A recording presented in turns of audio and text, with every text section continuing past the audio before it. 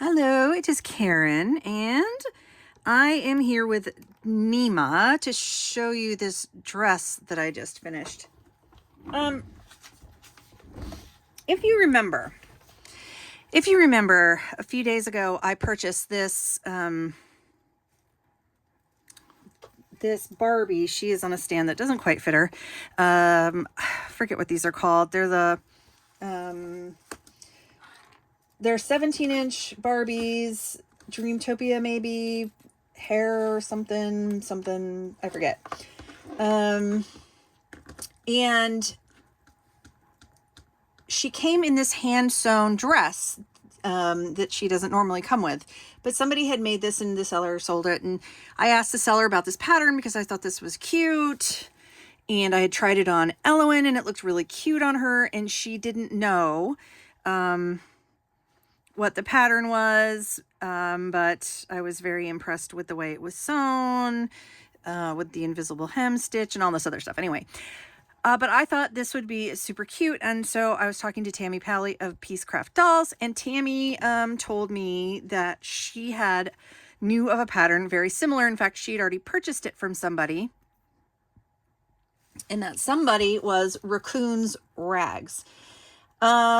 I got this then, so I purchased the pattern. She showed me what the pattern was, and so I went on to Etsy, where Raccoon's Rags has a shop, and I'm not sure if I can... Raccoon's Rags, yes, let's see. On Raccoon's Rags, this is called the Straightforward Sewing Pattern SSP017. Tunic and dress for 16-inch Ellowyne, Wilde, and friends. So, it looked similar. It wasn't exact, but it was very similar. It had, the main thing I was interested in, was the same style, the puff sleeves, and I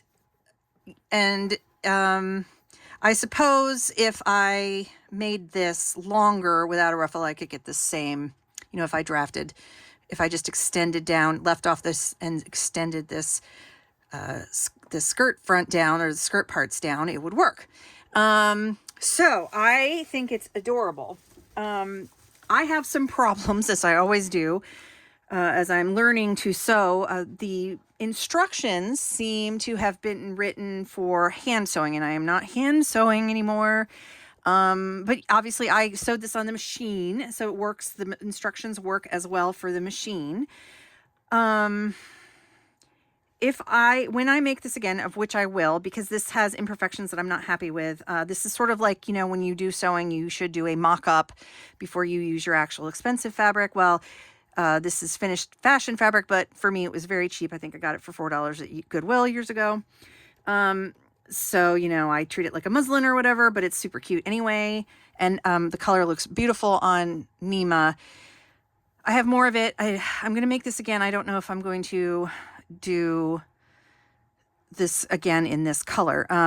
The reason I say that is one nice feature about this dress is it's fully lined. So you can see it has a lining included. So it's fully lined. All the sleeves, the bodice, and the skirt are fully lined. And I feel like it needs to be wet down and scrunched. Where the main issues that I have was in, for me personally, was in the construction of, like, the instructions on how to put it together. I haven't put a closure back here yet because I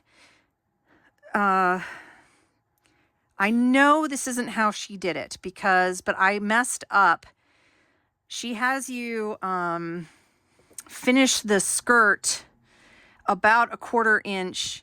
Like you finish this edge on the top, and then you sew this down so it's a finished edge to about here, and then you sew these together.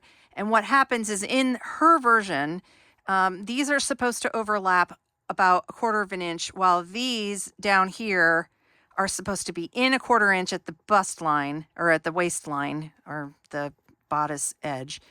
So I should have had, these should be extending out. I misread it and I did it opposite, and I made these too big this way, which is giving me a little bit of extra width to the skirt, which isn't really a problem, but it's not, it's not laying nice like I want it to in the back. Nobody's going to see the back. Nobody cares except for me. So these are just notes to myself on how to fix the construction. Also, because she had you finish these as tabs, there was a raw edge left here on either side. So when you sew it up, I find that to be the source of a weak spot. And as I tried to top stitch this down to adjust for my mistake, not hers, the designer's, I kind of messed that up. Again, nobody would see this in the back.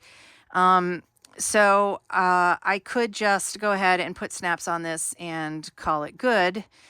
But I'm not sure that I will. I hate sewing snaps on. I probably will. I don't know. I mean, it looks fine. Nobody would know. These are my issues. These are my personal issues with this, and I'm not.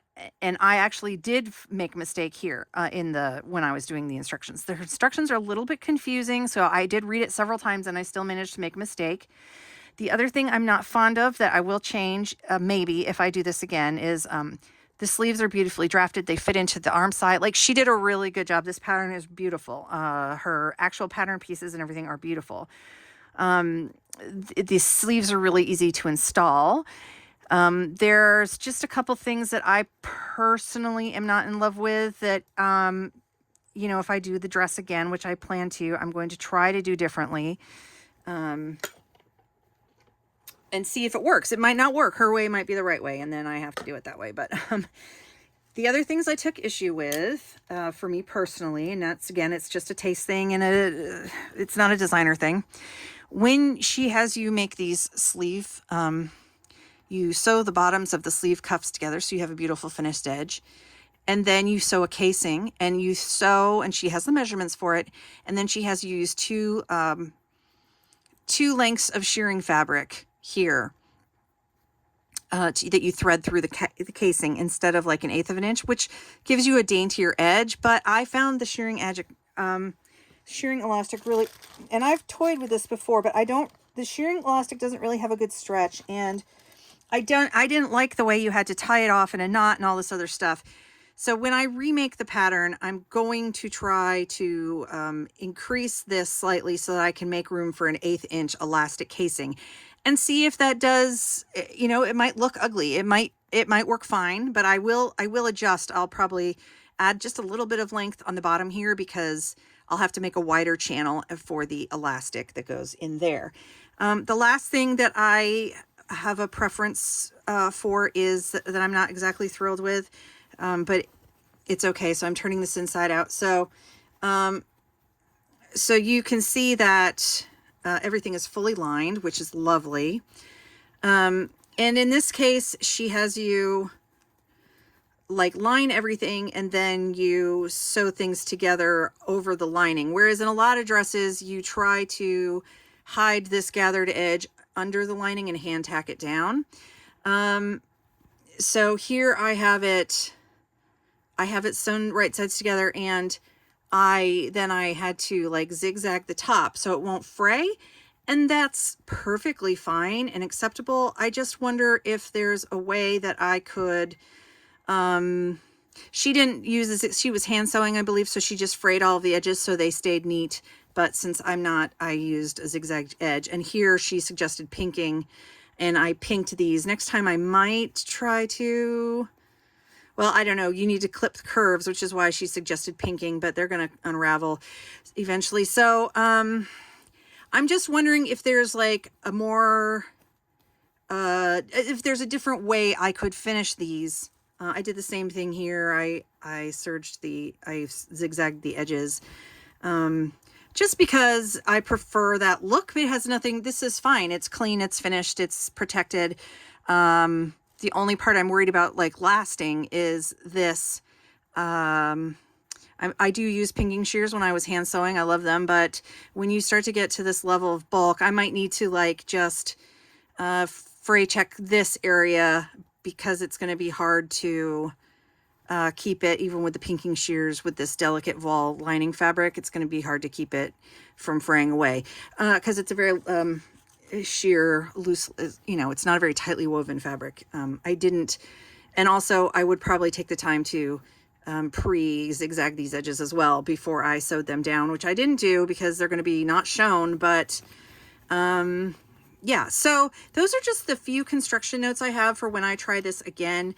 I need to make an adjustment to the back to close it the way I would like it to be, or actually follow her directions correctly because I screwed up. That was not on her. The other stuff is just a taste issue, which, and there, I might not be able to adjust it, but overall, I really recommend this pattern. It's a really beautiful little dress. The pattern pieces are beautifully shaped and like they're, you know, it fits the doll beautifully. And I really think it turned out quite cute. So, I'm not sure what I did here, why I ended up with like a 1/4 inch shorter. I think these were supposed to be exact, but my edge, which is fine because you don't want to see the lining. So it ended up as a happy accident for me, but, I'm not trying to be negative. I'm just trying to make note of, for my, for posterity, for when I go on, watch the, you know, before when I go to sew this the next time, you know, I want to be able to, refer to this video and, make the changes that and remind myself of what I'm going to do differently.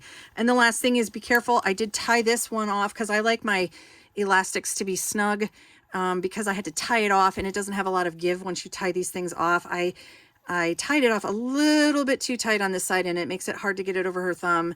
And I got to be careful when I dress her in it. Again, that's a me problem, not a designer problem. So, and if I used elastic instead of shearing elastic, shearing elastic is designed to go into your bobbin, and so it's very small.